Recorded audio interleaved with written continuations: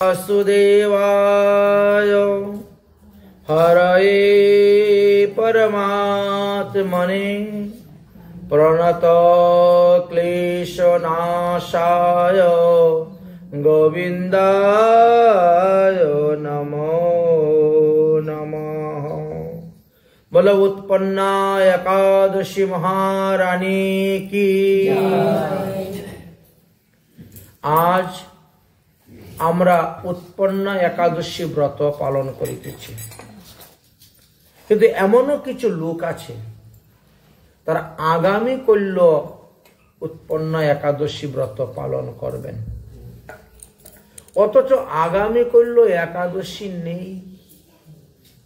একাদশী আজকেই ছেড়ে যাবে, নেই। আজকের যে একাদশী এটা কোনো দশমী সংযুক্ত একাদশী নয়। কোন পঞ্জিকাতে লেখা নাই যে আজকের এই একাদশী দশমী সংযুক্ত। শাস্ত্রে বলছে দশমী সংযুক্ত একাদশী ব্রত নিষিদ্ধ। আপনি শুদ্ধ একাদশীতে ব্রত করবেন অথবা একাদশী সংযুক্ত দ্বাদশীতে ব্রত করে দ্বাদশীতেই পালন করবেন, এটি হলো বিধান। তাই আজকে যেটা ব্রত করা হচ্ছে, আজকে যারা যারা একাদশী ব্রত পালন করতেছেন এটি হরিভক্তি সিদ্ধান্ত সম্মত, এক নম্বর। দু নম্বর, আমাদের শ্রীধাম বৃন্দাবনে সমস্ত ব্রজমণ্ডলের পণ্ডিতদেরকে নিয়ে রাধাকুণ্ডে এক বিরাট সভা হয়েছিল। সেই সভাতে সমস্ত বৈষ্ণবগণের সম্মতি ক্রম অনুসারে একটি পঞ্জিকা তৈরি করা হয়। সেই পঞ্জিকার মধ্যেও আজকেই একাদশী ব্রতের উপবাসের কথা বর্ণন করে গিয়েছেন, আগামী কল্য নয়।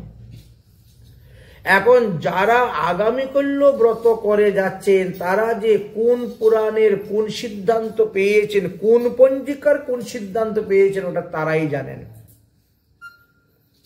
আমরা সাধারণত কয়েকটা পঞ্জিকা দেখতে পাই, যেমন মদন গুপ্ত পঞ্জিকা, বেণীমাধব শীল পঞ্জিকা, PM বাক্সি পঞ্জিকা, বিশুদ্ধ সিদ্ধান্ত পঞ্জিকা, কাশী পঞ্চাঙ্গ, এইভাবে বেশ কয়েকটি পঞ্জিকা আমরা দেখতে পাই। কিন্তু কোন পঞ্জিকাতেই বলে নাই যে আজকে দশমী আছে, এই কথা কোন পঞ্জিকাতে স্বীকার করে যান নাই। যদি কোনো একটা পঞ্জিকায় এই কথা স্বীকার করত তাহলে আমরা আগামী কল্য ব্রত মানতাম, কারণ হরিভক্তি বিলাস একটা সিদ্ধান্ত দিচ্ছেন বহু বাক্য বিরোধেন সন্ধয় জায়তে যথা। যদি এক একজন পণ্ডিতের এক একটা মত দেখা যায়, এক একটা পঞ্জিকা এক একটা মত দেখে, তাহলে তুমি পরের দিনই ব্রত পালন করবে। সেই রকম কোনো কিছু নেই বলে আজকেই আমরা ব্রত পালন করে যাচ্ছি। এই বিষয়ে সৌর পুরাণ, সৌর ধর্ম উত্তর গ্রন্থেতে আলোচনা করা আছে। একাদশী উপবাসে দ্বাদশীম অথবা পুনঃ বিশ্রামাং বাপি কুর্বন্তিম ন দশমী সংযুক্ত একাদশী কশ্চিৎ। বলছেন আপনি শুদ্ধ একাদশীতে ব্রত থাকবেন অথবা একাদশী সংযুক্ত দ্বাদশীতে ব্রত থাকবেন। আমাদের কিন্তু রাত্রে দ্বাদশী লেগে যাচ্ছে, আমরা একাদশীও পেয়েছি প্লাস দ্বাদশীও পাবো। এবং দ্বাদশীর প্রথম ভাগকে হরিবাসর বলা হয়। হরিবাসর সময়টাকে ত্যাগ করে গিয়ে পালন করতে হয়, যার কারণে আগামী কল্য আমরা সকাল 9:39 গতেই গিয়ে পালন করব, এটা বিধান। তাই বলছে শুদ্ধ একাদশীতে আপনি ব্রত থাকবেন অথবা একাদশী সংযুক্ত দ্বাদশীতে ব্রত থাকবেন। একাদশী সংযুক্ত দ্বাদশীতে যদি ব্রত করেন তাহলে দ্বাদশীর মধ্যেই পালন করবেন, ত্রয়োদশীতে গিয়ে পালন করবেন না। ত্রয়োদশীতে পালন করলে আপনার প্রত্যয় হবে। তো আগামী কল্য যারা একাদশী ব্রত মানতেছেন, যদিও একাদশী নাই, আবার এটা মহা দ্বাদশীর মধ্যেও পড়ছে না, অথচ গায়ের জুড়ে করে যাচ্ছেন, তাহলে পরের দিন যে পালন করবেন আপনার তো দ্বাদশী থাকবেই না, আপনি ত্রয়োদশীতে গিয়ে পালন করবেন। আমরা বেশ কয়েকটি শাস্ত্র পুরাণের সিদ্ধান্ত অনুসারে দেখতে পেলাম, বলছেন দশমী সংযুক্ত একাদশীতে কখনো ব্রত করবেন না। অনেক সময় পঞ্জিকার মধ্যে দেখবেন লেখা আছে সকাল 7টা পর্যন্ত দশমী, তারপরে একাদশী আরম্ভ, বা সূর্যোদয়ের একটু পরেই আছে। তো কিছু কিছু লোক আছে কি এরা শাস্ত্র সিদ্ধান্ত দেখে না, তারা তাদের মন গড়া সিদ্ধান্ত নিয়ে চলে। তারা বলে যখন একাদশী লাগবে তখন থেকে ব্রত আরম্ভ করব, যখন একাদশী ছাড়বে তখন আমিও ব্রত ছাড়ব। এই জন্য কি করে সকালে 9টার সময় পেট ভরে ভাত খেয়ে নেয়, 10টা থেকে একাদশী আরম্ভ আর খাবে না। পরের দিন 10টার সময় একাদশী ছাড়লো, তারপরে তিনি আবার পেট ভরে ভাত খেয়ে নিলেন। কিন্তু এরকম আমাদের কোনো বিধান নাই। আমাদের ব্রত আরম্ভ হয় সূর্য উদয় হইতে, অরুণোদয় কাল হইতে ব্রতের নিয়ম আরম্ভ হয়ে যায়, এবং পরের দিন সূর্য অস্তের পরে গিয়ে আপনার ব্রত সমাপ্ত হইবে। এটাই হলো নিয়ম। ইসলাম ধর্মে মুসলমানরা যে দেখেন না রোজা রাখে, ভোর 4টার সময় উঠে পেট ভরে খেয়ে নেয়, তারপর সারাদিন রোজা রাখে। আমাদের কিন্তু ওরকম ব্রত নাই যে 10টার সময় একাদশী লাগতেছে, 9টার সময় খেয়ে নিব, 8টার সময় খেয়ে নিব, তারপরে একাদশী ব্রত করবো, এরকম বিধান নেই। কিছু কিছু লোকেরা কিন্তু এরকম করে যাচ্ছেন, এটা কোন শাস্ত্র কোন সিদ্ধান্তে নেই। যিনি দশমী সংযুক্ত একাদশীতে উপবাস করিবেন, নিত্যই তাহার আয়ু ক্ষয় হইবে, তাহার পুত্র কন্যা বিনাশ হইবেন, তিনি ধর্মচ্যুত হইবেন, তার ধর্ম নষ্ট হইবে। আমাদের বেশ কয়েকটি উদাহরণ দিয়ে আমাদেরকে সতর্ক করে দিয়েছেন। যারা যারা দশমী সংযুক্ত একাদশী ব্রত করেছেন তাদেরকে আজীবন দুঃখ পেতে হয়েছে, কষ্ট পেতে হয়েছে। দশমী সংযুক্ত একাদশী ব্রত করেছিলেন ধৃতরাষ্ট্র গান্ধারী, যার কারণে অকালে দেখেন তাদের 100টা পুত্র মারা গেল। পুত্র দুঃখে তারা দুঃখ পেলেন, কষ্ট সহ্য করতে হলো। দশমী সংযুক্ত একাদশী ব্রত করেছিলেন রামচন্দ্রের স্ত্রী সীতা দেবী জনক নন্দিনী, যার কারণে স্বামী স্ত্রীর মধ্যে বিচ্ছেদ হয়েছিল, সীতার বনবাস হয়েছিল। দশমী সংযুক্ত একাদশী ব্রত করেছিল মান্দাতা, যার কারণে মান্দাতারও পুত্র অকালে মারা গিয়েছিলেন। সুতরাং দশমী সংযুক্ত একাদশীতে কোনো দিন ব্রত করিবেন না।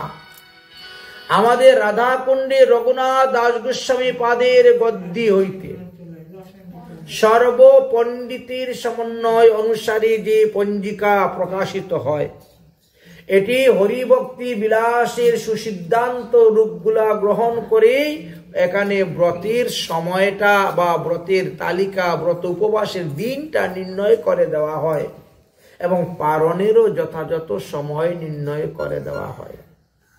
সুতরাং এই পঞ্জিকা দেখেও আপনারা যদি ব্রত করেন তাহলে নিঃসন্দেহে চোখ মুজে ব্রত করে ব্রতের ফল লাভ করতে পারবেন। এত আচার বিচার করার আপনার প্রয়োজন হইবে না। তাই দশমী শেষ সংযুক্তা যো করতি বিমুরতি একাদশং ফলং তস্য ন স্বাদম দশম বার্ষিকম। যাহারা দশমী সংযুক্ত একাদশীতে ব্রত উপবাস করেন তাহাদের 12 বৎসরের একাদশী ব্রতের ফল নষ্ট হয়ে যায় এবং দেহান্তে মারা যাওয়ার পরে 71 যুগ পর্যন্ত তাদেরকে ঘোর নরক যন্ত্রণা বাস করিতে হয়। গয়া ক্ষেত্রেও তাদের উদ্দেশ্যে পিণ্ডদান করলেও তারা উদ্ধার হয় না। আর কাশীতে গিয়ে যদি তাদের দেহকে পুরানো হয় মণিকর্ণিকা ঘাটে, তথাপিও তারা মুক্তি লাভ করিতে পারে না। সুতরাং কখনো দশমী সংযুক্ত একাদশী ব্রত করিবেন না। দশমী সংযুক্ত একাদশীর পুণ্য ফল সব দৈত্য, দানব, অসুর, রাক্ষসরা লাভ করিয়া থাকেন। তাই তো দৈত্যগণ এত বলবান, এত বলশালী। পদ্ম পুরাণে আলোচনা করা আছে, ভগবান বিষ্ণু যখন হিরণ্যকশ্যকে বধ করতে গিয়েছিলেন, হিরণ্যকশ্যের সঙ্গে যুদ্ধ করতে করতে করতে করতে তাকে তখন বধ করতে পারতেছেন না। এদিকে মুনি ঋষিগণ বলছেন, হে প্রভু, আপনি এখনই অসুরকে বধ করুন, আপনি এখনই অসুরকে বধ করুন। ভগবান বলছেন, আমি চেষ্টা করে অসুরকে বধ করতে পারতেছি না। তার কারণ বললেন যে, দেখো, পৃথিবীতে মানুষ দশমী সংযুক্ত একাদশী ব্রত করতেছে, আর এই একাদশী ব্রতের প্রভাবে হিরণ্যকশ্য মহাবলবান হচ্ছে। দশমী সংযুক্ত একাদশী ব্রতের ফল দৈত্যরা পাইয়া থাকে, আর এই কারণে আমি তাকে বধ করিতে পারিতেছি না। তাহলে এই প্রথাটা কে চালু করেছে পৃথিবীতে? শুক্রাচার্য। শুক্রাচার্য, দৈত্যগুরু শুক্রাচার্য তার দৈত্যদের বলবীর্য শক্তি বর্ধন করার জন্য এই দশমী সংযুক্ত একাদশী ব্রত চালু করেছেন। শুক্রাচার্যের মায়ায় মোহিত হয়ে মানুষ দশমী সংযুক্ত একাদশী ব্রত করে যাচ্ছে। যতদিন পর্যন্ত পৃথিবীতে দশমী সংযুক্ত একাদশী ব্রতের বন্ধ না হইবে, ততদিন পর্যন্ত আমি এই দৈত্য হিরণ্যকশ্যকে বধ করতে পারব না। অতএব ব্রহ্মাজি, তুমি একটি ব্যবস্থা করো, একটি ব্যবস্থা করো, ব্যবস্থা করো। ব্রহ্মা তখন কি করলেন? মার্কিন্ডীয় ঋষির কাছে গেলেন। ওহে মার্কিন্ডীয় ঋষি, তুমি পৃথিবীতে যাও, আর গিয়ে পৃথিবীর মানুষকে বুঝাও যে দশমী সংযুক্ত একাদশী ব্রত যেন কেউ না করে। শুক্রাচার্যের মায়াতে যেন লোক মোহিত না হয়। অতঃপর মার্কিন্ডীয় ঋষি আসলেন পৃথিবীতে, এবং তিনি নৈমিষারণ্যে গিয়ে ৮৮,০০০ ঋষিগণকে বললেন, হে মুনি ঋষিগণ, তোমরা এখন পৃথিবীর চতুর্দিকে ছড়িয়ে যাও, বেরিয়ে যাও, আর এই কথা লোকদেরকে বুঝাও। ৮৮,০০০ মুনি ঋষিগণ চতুর্দিকে গিয়ে সবাইকে বললেন, ভাই, তোমরা দশমী সংযুক্ত একাদশী ব্রত করিও না, এতে তোমাদের কোনো লাভ হবে না। লাভ হবে অসুর, দৈত্য, দানবের, আর তোমাদের লোকসান হইবে। তোমরা এই শুক্রাচার্যের মায়া থেকে দূরে হও, শুক্রাচার্যের মায়ায় তোমরা মোহিত হইও না। এইভাবে যখন বুঝাইয়া বললেন, তখন চারি বর্ণাশ্রমে লোক বুঝতে পারলেন, এবং তারা দশমী সংযুক্ত একাদশী ব্রত ত্যাগ করে শুদ্ধ একাদশী ব্রত আরম্ভ করলেন। আর তখনই ভগবান শ্রীহরি ওই হিরণ্যকশ্যকে বধ করতে পারলেন। তাই বলছেন, দশমী সংযুক্ত একাদশী ব্রত করে আপনার কোনো লাভ হইবে না, বরং আপনার ক্ষতি হইবে। কিন্তু এখনো কলিযুগে অনেক মানুষ আছে এই দশমী সংযুক্ত ব্রতই করে যাচ্ছেন। এদের যে কি গতি হইবে একমাত্র ভগবানই জানেন। যেদিন দশমী, একাদশী, দ্বাদশী তিনটি তিথি একসঙ্গে যোগ থাকে, তাকে বলে ত্রিপর্ষা। আজকে সকালবেলা একটু ১-২ মিনিটের জন্য দশমী ছিল, উদাহরণস্বরূপ বলছি। তারপরে একাদশী আরম্ভ হয়েছে। আরম্ভ হয়ে একাদশী ওই সূর্য উদয়ের আগে আবার শেষ হয়ে দ্বাদশী লেগে গেছে। তাহলে 3টা তিথি স্পর্শ হয়ে গেল। আমাদের দিন গণনা হয় সূর্য উদয় হইতে পরের দিন সূর্য উদয় পর্যন্ত। মনে করেন আজকে হলো শনিবার, সূর্য উদয় থেকে শনিবার আরম্ভ হয়েছে, আর আগামী করলো সূর্য উদয়ের আগ পর্যন্ত শনিবারই আছে। কিন্তু সরকারি মতে তো রাত্রে 12টার পরে বলবো এটা রবিবার, তাই না? ইংরেজি মতটা কিন্তু আলাদা। সরকারি তো ইংরেজি মতটাই ব্যবহার করতেছেন, ইংরেজি মতটা কিন্তু আলাদা। অতএব ইংরেজি মত দেখলে হবে না, আমাদেরকে এই মত দেখতে হবে। আমাদের যে আর্য মত, আমাদের যে জ্যোতিষ মত, সেই মতটা আমাদেরকে দেখতে হইবে। তাই যেই দিন দশমী, একাদশী, দ্বাদশী এই তিনটি তিথি সংযোগ থাকে, তবে সেই দিনও উপবাস করা নিষিদ্ধ। দশমী যে আছে হোক না একাদশ সংযুক্ত দ্বাদশী, তথাপিও নিষিদ্ধ যেহেতু দশমী আছে। কিন্তু এই রকম কোন পরিস্থিতি আজকের দিবসে নাই। তারপরেও জানি না কিছু লোক কেন যে তারা আজকের ব্রত ত্যাগ করিয়া আগামী করল ব্রত করতেছে, ওটা তারাই জানে।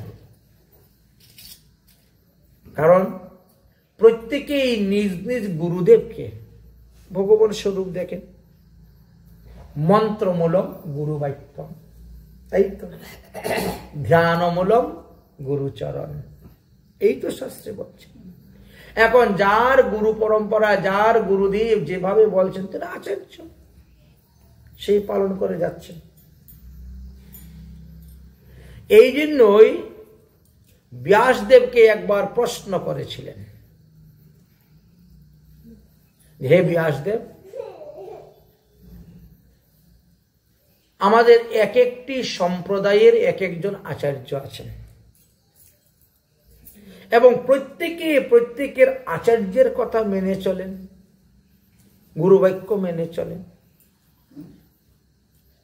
এখন কেউ বলছে অদ্বৈতবাদ, কেউ বলছে দ্বৈতবাদ, কেউ বলছে অদ্বৈতবাদ, কেউ বলছে শূন্যবাদ, কেউ বলছে অচিন্ত ভেদাভেদ মত, কেউ বা দ্বৈত অদ্বৈতবাদ। তো আমরা তো সাধারণ মানুষ, আমরা কোন আচার্যের কথা মেনে চলব? কোন আচার্যের কথা মেনে চলো? তখন ব্যাসদেব বলছেন, তোমরা কোন আচার্যের ভাষ্য করতে হবে না, সোজাসুজি ভাগবত পড়ো। ভাগবতই হলো বেদান্ত, ভাগবতই হলো বেদের ভাষ্য। এক একটা সম্প্রদায়ের এক একজন আচার্য এক এক ভাবে বেদের ভাষ্য রচনা করে গিয়েছেন, বেদান্ত রচনা করে গিয়েছেন। এখন লোক কারটা মানবে? ব্যাসদেব বলে কারুরটা মানতে হবে না, তোমরা সোজাসুজি ভাগবত পড়ো, ভাগবতই হলো বেদান্ত ভাষ্য। সেই ভাগবতেও আমাদের এই একাদশী সংযুক্ত দ্বাদশী ব্রতের কথাই বর্ণন করে গিয়েছেন। আর একাদশী সংযুক্ত দ্বাদশী ব্রত 1 বৎসর পালন করে অম্বরীশ মহারাজ ভগবানের কৃপা লাভ করেছিলেন। তাই আমাদেরকে বললেন যে যদি দশমী, একাদশী, দ্বাদশী তিনটি তৃতীয় যুক্ত হয়ে যায় একদিনে, তথাপিও সেই দিন ব্রত করা যাবে না। দশমী আছে যে, দশমী বিদ্যা একাদশী ব্রত করা যাবে না, বরং তৎপর দিবস শুদ্ধ দ্বাদশীতে আপনি ব্রত উপবাস করুন। শুদ্ধ দ্বাদশীতে ব্রত উপবাস করুন। যদি ওই দিবসে সূর্যোদয়ের আগে দ্বাদশী শেষ হয়ে যায়, তাহলে গিয়ে আপনি ত্রয়োদশীতে পালন করিতে পারবেন। নতুবা দ্বাদশীর ব্রত লঙ্ঘন করতে যাবেন না, দ্বাদশীর ব্রত লঙ্ঘন করতে যাবেন না। তো আজকের দিবসে এইরকম কোনো পরিস্থিতি পড়ে নাই। যদি পরিস্থিতি পড়তো তাহলে আমরাও আগামী করলেই ব্রত পালন করতাম, ব্রত করে পরের দিন গিয়ে পালন করিতাম, যদি এরকম পড়তো। কিন্তু এরকম কোনো পরিস্থিতি পড়ে নাই। যদিও হরিভক্তি বিলাসে একটা সিদ্ধান্ত দিয়েছেন এই দশমীর কারণে। দশমী সংযুক্ত যদি একাদশী হয়, তাহলে সেটাকে ত্যাগ করে আপনি শুদ্ধ দ্বাদশীতে ব্রত করবেন, আর ত্রয়োদশীতে গিয়ে আপনি পালন করবেন, নতুবা অন্য ক্ষেত্রে নয়। অথবা যদি মহাদ্বাদশী অষ্টমহাদ্বাদশীর মধ্যে কোনো একটা মহাদ্বাদশী পড়ে, তাহলে আপনি দ্বাদশীতে ব্রত করে ত্রয়োদশীতে পালন করতে পারেন, অন্যথায় নয়। এইভাবে আমাদেরকে বর্ণন করে গিয়েছেন। তাই একাদশী যুক্ত দ্বাদশীতে ব্রত করিলে কি হয়? সহস্র সহস্র লোক সিদ্ধি লাভ করিয়াছেন। মহারাজ কপিলেশ্বর, বিশ্বগন্ধ, হরিশ্চন্দ্র, নল রাজা, পৃথু মহারাজ, মরুত রাজা, ভরত রাজা, রাজা কার্তবীর্যার্জুন, ঐহুক বংশীয় রাজগণ, মান্দাতা, গন্ধর্বগণ, সগর রাজা, ভগবান রামচন্দ্র, কুকুবস্ত রাজা, নহুষ রাজা, এই 14 জন রাজা একাদশী সংযুক্ত দ্বাদশীতে ব্রত করে দ্বাদশীতেই পালন করেছিলেন, আর তারা ভগবানকে লাভ করতে পেরেছিলেন। এই 14 জন রাজাকেই ভগবানের আবেশ অবতার বা শক্তি অবতার রূপেও গ্রহণ করা হয়েছে। কোন কোন শাস্ত্র পুরাণে বলছেন এই 14 জন ভগবান বিষ্ণুর অংশ রূপে অবতীর্ণ হয়েছিলেন পৃথিবীতে। তাই দ্বাদশীতে উপবাস করিয়া জনক রাজার কুলের 70 জন সিদ্ধি লাভ করেছিলেন, করে তারা ভগবত ধামে গমন করিয়াছিলেন। পুরুকুৎস রাজা দ্বাদশীতে উপবাস করিয়া দুষ্প্রাপ্য শ্রী হরির চরণ লাভ করেছিলেন, কর্মবন্ধন থেকে মুক্ত হয়েছিলেন। শকুন্তলা, দুষ্মন্ত, তারা পর্যন্ত এই একাদশী সংযুক্ত দ্বাদশীতে ব্রত করিয়া বৈষ্ণব পরম পদ লাভ করেছিলেন। এমনকি যুবনেশ্ব রাজা, মান্দাতা, তারাও দ্বাদশীতে ব্রত করিয়া পরম বৈষ্ণব পদ লাভ করিয়াছিলেন। আরে কাহারও গৃহে যদি 60,000 বৎসর ব্যাপী প্রতিদিন 1 লক্ষ তপস্বী ব্রাহ্মণকে ভোজন করান, তদ্বারা ইনি যে পুণ্যফল লাভ করিতে পারিবেন, শুদ্ধ একাদশী দিবসে যিনি ব্রত করিবেন, যেমন আজকের দিবস, আজকের এই উৎপন্না একাদশী আমাদের শুদ্ধ একাদশীর মধ্যে পড়ে, এটাতে কোনো ভেজাল নাই।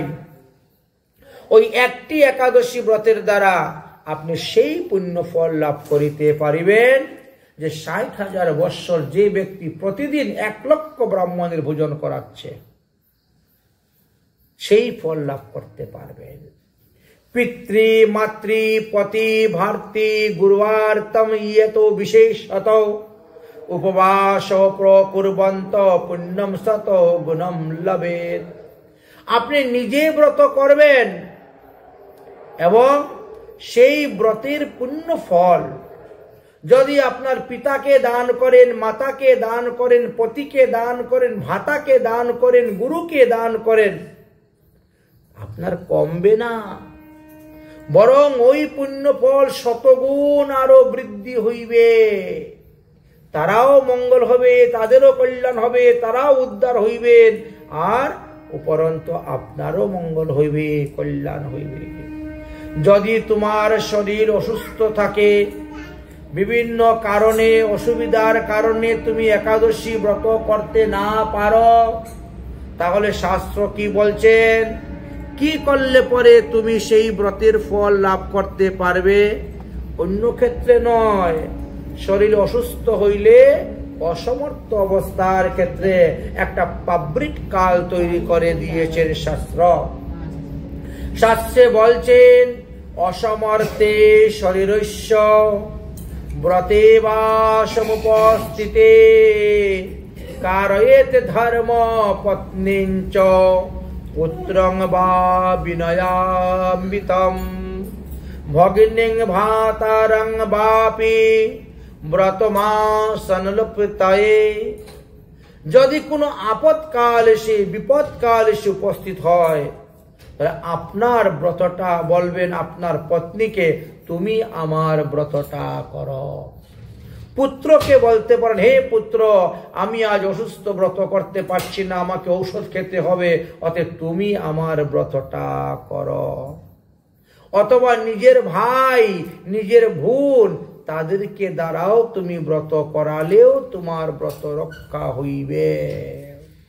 স্ত্রী যদি পতির উদ্দেশ্যে ব্রত করেন, তাহলে সেই ব্রতের ফল তিনি শতগুণ বেশি লাভ করতে পারেন।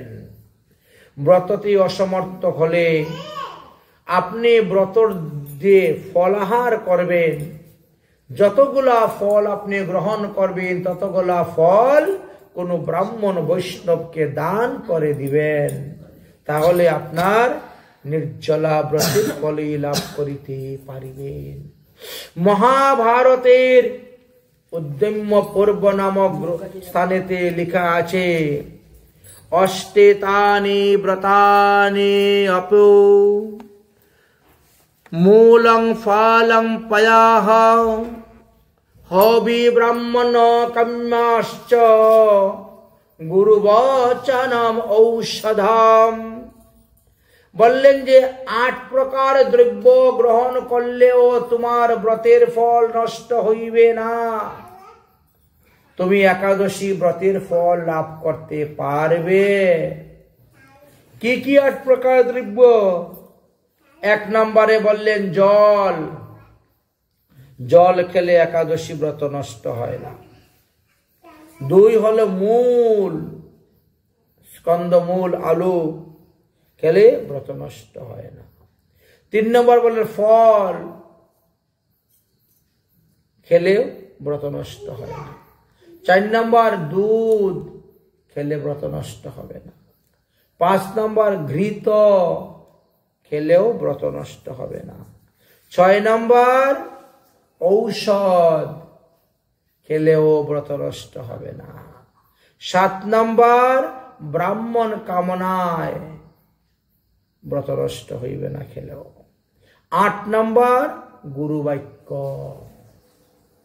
এই তো 8টার কথা বললেন। এই 8টি দ্রব্যে ব্রতের দিনে গ্রহণ করিলেও ব্রত বিনষ্ট হয় না। তাই তো যারা পারেন তারা নির্জলা করেন, যারা পারে না তারা সজলা ব্রত করে যান। এইভাবে ব্রতের নিয়মের কথা বলা হয়েছে। কোন এক সময়ে ভগবান শ্রীকৃষ্ণর প্রপুত্র বজ্রনাভ গর্গমুনিকে জিজ্ঞাসা করেছিলেন, হে গুরুদেব, হরিবর্ষরে নির্জলা ব্রত করা তো ভালো, কিন্তু যাহারা নির্জলা ব্রত করতে পারে না, যাহারা ফলাহার করেন, ঔষধপত্র আদি সেবন করিয়া থাকে, তারা কি প্রকার ফলটা লাভ করবে সেটা আপনি বলুন। গর্গাচার্য মুনি তখন বললেন, সমস্ত উপবাসেন প্রত্যনম লভতে ফলম ফলাহারেণ চ অর্ধম সত্যি ততুশ্চন্যম জলশ্চ চ।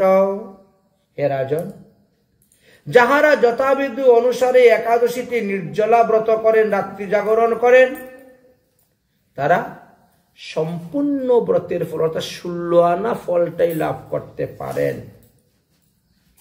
আর যারা নির্জলা করে না,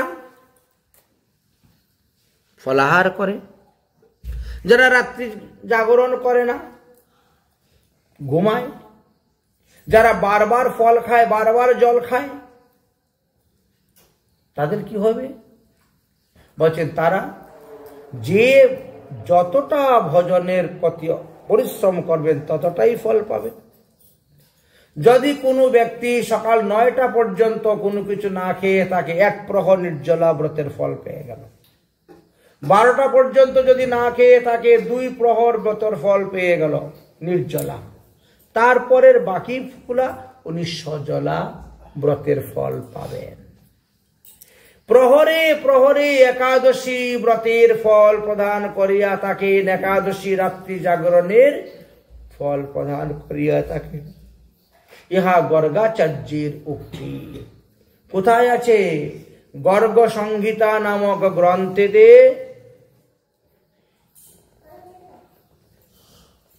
অশ্রমেঘ খণ্ডে 61 অধ্যায়ের 49 নম্বর শ্লোকেতে দেওয়া আছে। অতএব ব্রত কেউ 16 আনা ফল পাচ্ছে, কেউ 14 আনা, কেউ 12 আনা, কেউ 10 আনা, 8 আনা, 6 আনা, 4 আনা, 2 আনা, 1 আনা, এভাবে ফল হচ্ছে। যে যেমন ভাবে ব্রতের জন্য পরিশ্রম করবেন তিনি তেমনটাই ফল লাভ করিতে পারিবেন।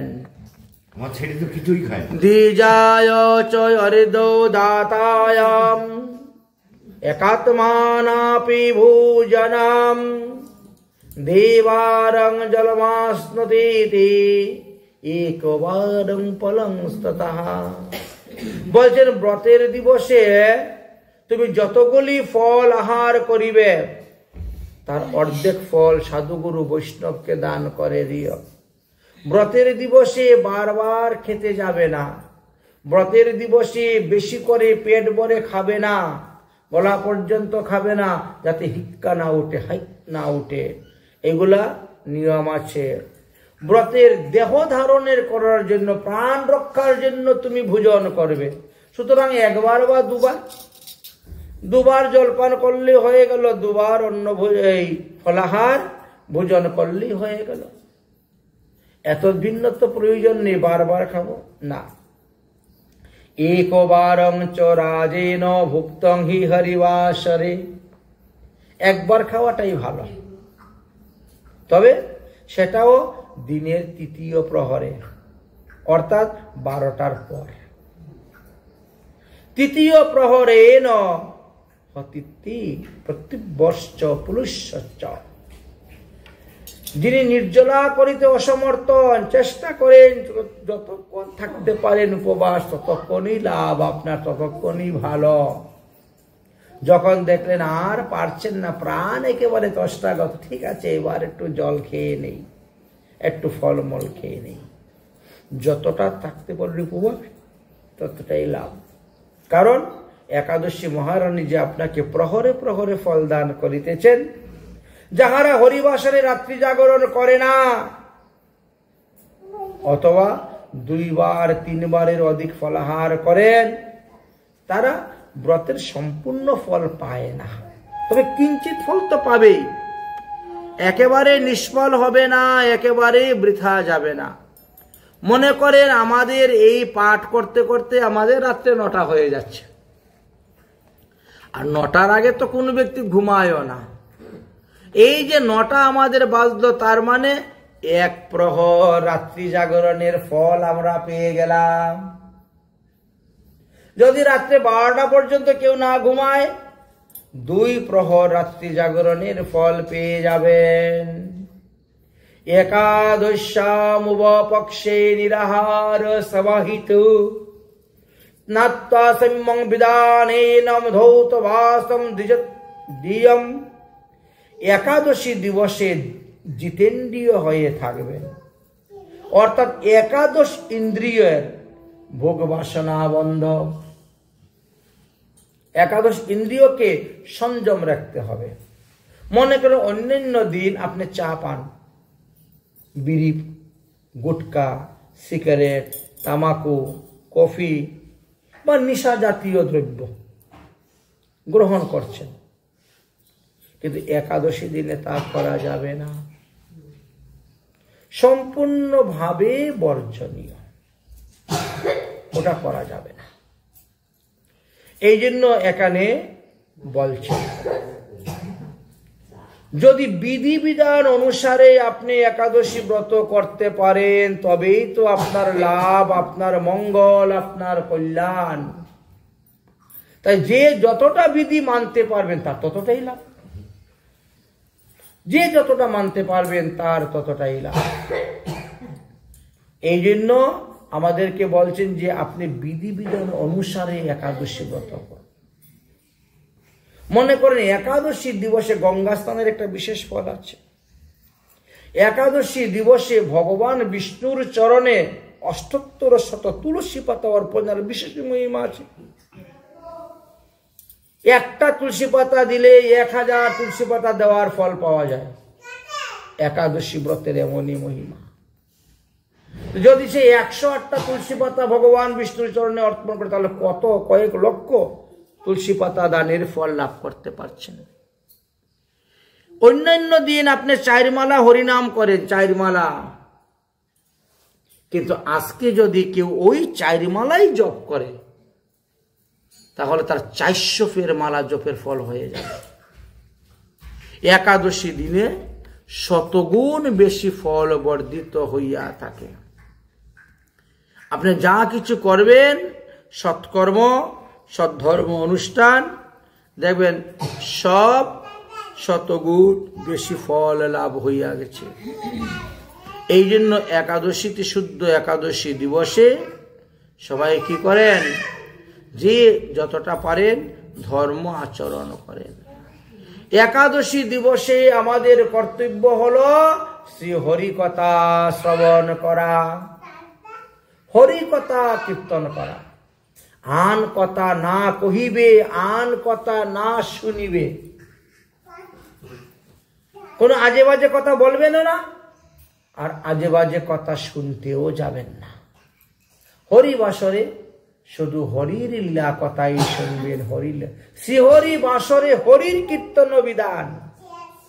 হরি কথা শুনবেন, হরির গুণগান করবেন, হরি কীর্তন শ্রবণ করবেন, ভাগবত কথা শ্রবণ করবেন, গীতা ভাগবত আদি গ্রন্থাদি পাঠ করবেন, ভগবানের লীলা কথা শ্রবণ করবেন।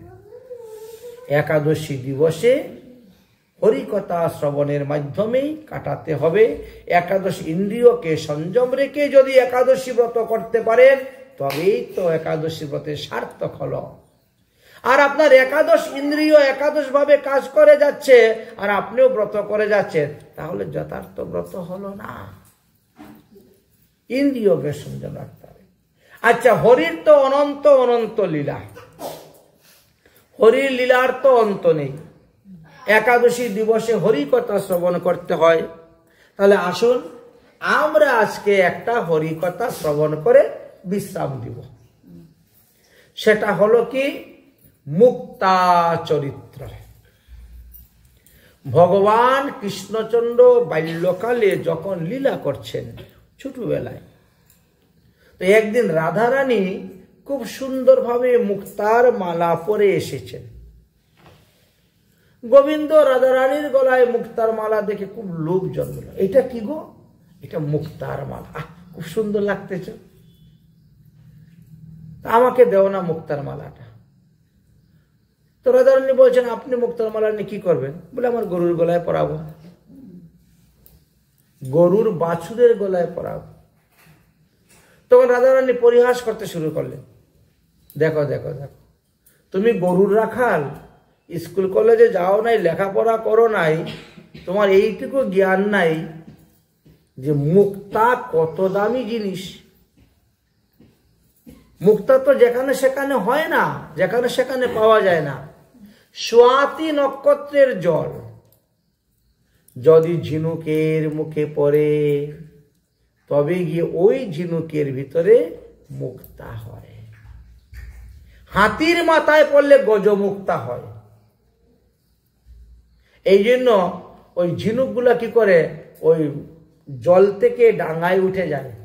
সমুদ্রে বলেন, আর বিলে বলেন, আর নদীতে বলেন, যেখানে থাকে, ওরা কিন্তু স্বাতি নক্ষত্র যেদিন, সেদিন কিন্তু তারা ডাঙ্গায় উঠে যাবে। আর এরকম ভাবে হাঁ করে মুখ বুলিয়ে আকাশের দিকে তাকিয়ে থাকে। যদি 1 ফোঁটা জল আমার মুখে পড়ে যায়, তাহলে তো আমার পেটে মুক্তা হয়ে যাবে। এই জন্য আমাদের 27টা নক্ষত্রের মধ্যে একটা নক্ষত্র হলো স্বাতি নক্ষত্র। ওই স্বাতি নক্ষত্রের জল যদি কোনো মানুষের মাথায় পড়ে, সে রাজা হবে। এই যারা যারা মন্ত্রী হচ্ছেন, রাজা হচ্ছেন, নিশ্চয়ই তাদের মাথায় জলের ফোঁটা পড়েছে, না হলে হতে পারে না। স্বাতি নক্ষত্র। যদি সাপের মাথায় পড়ে সোয়াতি নক্ষত্র জল, তাহলে সেই সাপেরই মণি হয়। সব সাপের মাথায় মণি হয় না। ওই সোয়াতি নক্ষত্রের জল যে সাপের উপরে পড়বে মাথায়, তার মাথায় মণি হয়ে যাবে। যদি বাঁশ গাছের উপরে পড়ে বংশলোচন হয়ে যায়, বাঁশের থেকে চোখ বেরোয়, বংশলোচন নাম আছে। যদি ব্যাঙের মাথায় পড়ে মাণিক্য হয়। অতএব মুক্তা তো সাধারণ বস্তু নয়, বহুমূল্য দাম। আর তুমি বলছো নিয়ে এটা গরুর গলায় পরাবে, গরুর বাছুরকে পরাবে। দেখো দেখো দেখো, মানে এত ঠাট্টা, এত পরিহাস, এত উপহাস করছেন রাধারানী সখীগণ। কৃষ্ণ বড় লজ্জা পেয়ে গেলেন, লজ্জায় মুখটা ছোট হয়ে গেল। ওখান থেকে চলে আসলে, চলে এসে এবার নন্দরানীকে ধরেছেন, মা যশোদাকে। ও মা, তুমি আমাকে কটা মুক্তা দাও, ও মা তুমি আমাকে কটা মুক্তা দাও। কেন বাবা, মুক্তা দিতে কি করবে? আমি মুক্তার চাষ করব। দূর পাগল, মুক্তার আবার চাষ হয় নাকি? মুক্তার তো চাষ হয় না। ওই তিনিও তাই বলছেন, সোহাতি নক্ষত্রের জলের কথাই বলছেন। আর তুমি দেও না মা, আমি চাষ করে তোমার মুক্তা আবার তোমাকে ফেরত দিয়ে দিব। খুব কান্না করছেন, খুব বায়না ধরেছেন। এত কান্না, এত বায়না ধরেছেন যে মা যশোদা তখন বাধ্যতামূলক কয়েকটা মুক্তা দিয়ে দিলেন। মুক্তাগুলাকে নিয়ে কি করলেন? হাতুড়ি দিয়ে পিটিয়ে পিটিয়ে এগুলাকে ভেঙ্গে গুড়া গুড়া করে দিয়েছেন। মুক্তার চাষ করা হবে এই জন্য পিটিয়ে পিটিয়ে একেবারে গুঁড়ো করে, মানে বালুর দানার মতন, চিনির দানার মতন বা শস্যের মতন এরকম করে নিয়েছেন। এবার মধুমঙ্গল, সুবল, শ্রীদাম, সুদাম, দাম, বসুদাম, স্তূককৃষ্ণ আদি সখাদেরকে নিয়ে বললেন, চল আমরা এখন মুক্তার চাষ করব। নিধুবন, নিকুঞ্জবন থেকে আরম্ভ করে বিভিন্ন স্থানে আমরা মুক্তার চাষ করব। জমি চাষ করা হলো। আর ওই যে মুক্তা ভেঙ্গে গুরু গুরু করেছিলেন, ওইগুলা দিচ্ছেন জমিতে, দিয়ে যাচ্ছে। আচ্ছা, ভগবান শ্রীকৃষ্ণ তো কর্তুম অকর্তুম সব করতে পারেন, কিছু করতে পারবেন না এমন কিছু নাই তিনার কাছে, সব করতে পারেন। এবার সকাদেরকে দিয়ে প্রতিদিন জল দিচ্ছেন। কিছুদিন পরে দেখা গেল ওখান থেকে অঙ্কুর হয়ে গাছ হয়ে গেছে। গাছ হওয়ার পরে গাছের মধ্যে প্রচুর পরিমাণ মুক্তা ধরা শুরু হয়ে গেছে। দেখেন কি লীলা ভগবানের। সর্বপ্রথমে ভগবান শ্রীকৃষ্ণ এই মুক্তার চাষ করেছেন। এর আগে মুক্তার কোনো চাষ হতো না, গাছের মধ্যে তো মুক্তা ধরতো না। কিন্তু ভগবান শ্রীকৃষ্ণ গাছের মধ্যে মুক্তা ধরাইয়া দেখায়। অসাধ্য সাধন, বৃন্দাবনে গঙ্গা তৈরি করল, অকার্তম সব করে। আচ্ছা, এবার প্রচুর পরিমাণে মুক্তা হয়েছে। সমস্ত মুক্তা পেরে এনে এবার মুক্তা বিক্রি করার জন্য একটা দোকান খুললেন কৃষ্ণ। দোকানটা কোথায় খুলেছিলেন? রাধাকুণ্ড থেকে একটুকু দূরে মালিহারি কুয়ার পাশে। এখনো সেই কুয়াটি আছে।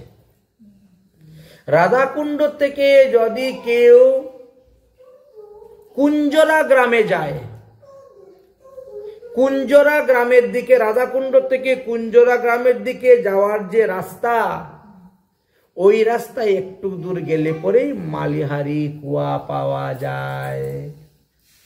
ওই মালিহারি কুয়ার পাশে দিলেন মুক্তার দোকান। কিলো ওজনেতে মুক্তা বিক্রি হচ্ছে এখন। আগে তো মুক্তা পিস হিসাব বিক্রি হতো, একটা মুক্তার দাম এত টাকা। কৃষ্ণ এখন কিলো কিলো ওজনে, তখন শের, মন হিসাব, শের হিসাব মুক্তা বিক্রি হচ্ছে। লোকে অজস্র মুক্তা কিনে যাচ্ছে। ললিতাদি সখীগণ শুনে তো তারা বলছে সর্বনাশ, এখন তো কৃষ্ণের মহিমা সমস্ত বিশ্ব ব্রহ্মাণ্ডে প্রচার হয়ে যাবে, সে মুক্তার চাষ করে দিয়েছে, আমাদেরকে তো আর কেউ বুঝবে না, চল তাহলে আমরাও কিছু মুক্তা কিনে নিয়ে আসি। মুক্তা কিনতে যখন গেলেন কৃষ্ণ বলছেন তোমাদেরকে মুক্তা দিব না। কটা মুক্তা চেয়েছিলাম বলে তোমরা আমাদেরকে এত অপমান করেছ, এত পরিহাস করেছ। ও হে বিষভানু নন্দিনী শ্রীমতী রাধারানী, তুমি আমাকে মুক্তা দেও নাই বলে কি হলো? দেখো তো আমার প্রত্যেকটা গরুর গলায় মুক্তার মালা, প্রত্যেকটি গরুর বাছুরের গলায় মুক্তার মালা, প্রত্যেকটি সখার গলায় মুক্তার মালা। তোমার কাছে 4টা মুক্তা চেয়েছিলাম বলে এত অপমান করেছ, তোমাদের কাছে মুক্তা বিক্রি করব না, যাও তোমরা। আরে আমার দোকান, আমার জিনিস, আমার যার খুশি তার কাছে বিক্রি করব, শেষ। রাধা ওই যে আগে যেরকম অপমান করতে কৃষ্ণকে, কৃষ্ণ এরকম রাধা রানী ওখান থেকে গিয়ে সব সখীদেরকে নিয়ে বসে যুক্তি করছেন, এই আমরা তাহলে মুক্তার চাষ করব, আমরা তার কাছে কিনতে যাব কেন, আমরাও মুক্তার চাষ করব।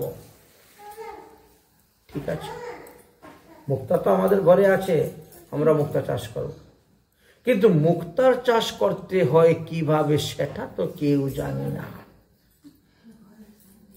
ওটা তো কারো জানা নেই। এত জীবনের প্রথম শুনেছেন, নতুন হয়েছে, ওটার পদ্ধতি কি, প্রক্রিয়া কি চাষ করার, কেউ তো জানে না। এবার কি করা যায়, কাকে দিয়ে এই মুক্তার চাষের পদ্ধতিটা শেখা যায়? সবাই মিলে যুক্তি করলেন, মধুমঙ্গলকে ধরলে যারা যাবে। মধুমঙ্গল হলো ব্রাহ্মণের ছেলে, আর ব্রাহ্মণ ভোজনে তুষ্ট, যদি একটু ভালো মন্দ খাওয়াই দিতে পারো, একটু মোটা দক্ষিণা দিতে পারো, তাই পেটের ভিতরে যা কথা আছে সব বলে দিবে। এইবার ভালো একটা বুদ্ধি পাওয়া গেল। সবাই মিলে এই চিন্তা করে, এই যুক্তি করে এইবার মধুমঙ্গলকে গিয়ে ধরেছেন। ধরে সখীরা কত আদর আপ্যায়ন করে এনে বসিয়ে প্রেমের সহিত খাওয়াতে শুরু করেছে। আর খাবারের ফাঁকে ফাঁকে আবার বলছেন, আচ্ছা তুমি তো কৃষ্ণের সঙ্গে সবসময় থাকো, আচ্ছা বলো তো দেখি কৃষ্ণ কেমন করে মুক্তার চাষটা করলো, মুক্তা গাছে মুক্তা ধরালো। ইনি হুর হুর হুর করে সব বলে দিয়েছে, ভোজনে সন্তুষ্ট হয়ে গেছেন, সব বলে দিয়েছেন। রাধা রানী ললিতাদি সখীগণ বলছেন, বাস এবার হয়ে গেছে। আরে 84 কোটি ব্রজমণ্ডলের মধ্যে বন হইল 12টা, আর উপবন হলো জানেন কতটা, 32টা, আর কানন হইল 24টা। আর এতগুলার মধ্যে কৃষ্ণ মাত্র নিদুবন আর নিকুঞ্জবন 2 বনের মধ্যে চাষ করেছে, বাকি সম্পূর্ণ বন তো খালি পড়ে আছে। অতএব ওইগুলা আমরা করব, আমরা ওইগুলাতে চাষ করব। কারণ বৃন্দাবনের রাজা তো রাধা রানী, অতএব সব বনের রাজা হলাম আমি, সব বনের মালিক আমি। অতএব সখীগণ আমরা এখন সব বনের মধ্যে মুক্তা চাষ শুরু করব। ঠিক আছে, কখন হবে? রাত্রে 12টার পরে মুক্তার চাষ শুরু হবে, যাতে কেউ দেখতে না পারে। সবাই তো রাত্রিবেলা ঘুমিয়ে পড়বে, আর আমরা ওই ফাঁকে বন হইতে বনান্তরে গিয়ে গিয়ে আমরা সবাই মুক্তার চাষ করব। সিদ্ধান্ত পাকা, রাধারানী সখীদেরকে নিয়ে একেবারে পাকাপোক্ত সিদ্ধান্ত করে নিয়েছে।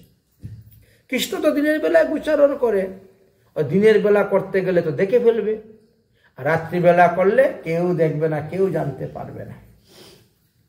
শুরু হলো মুক্তার চাষ। আচ্ছা, ভগবান দেখেন না এমন কি কোনো বস্তু আছে বলেন তো? তাকে তুমি কোথায় লুকাবে? সে তো তোমার হৃদয়ের মধ্যে বসে আছে, সে তো সবই শুনতেছে, সবই দেখতেছে। ভগবান শ্রীকৃষ্ণ তখন সখাদেরকে বললে, সখা আমরা তো ভাই 2 বনে মুক্তার চাষ করেছি, আর রাধারানী সিদ্ধান্ত নিয়েছে কি 84 কোষ ব্রজমণ্ডলে মুক্তার চাষ করবে, মানে 252 কিলোমিটার,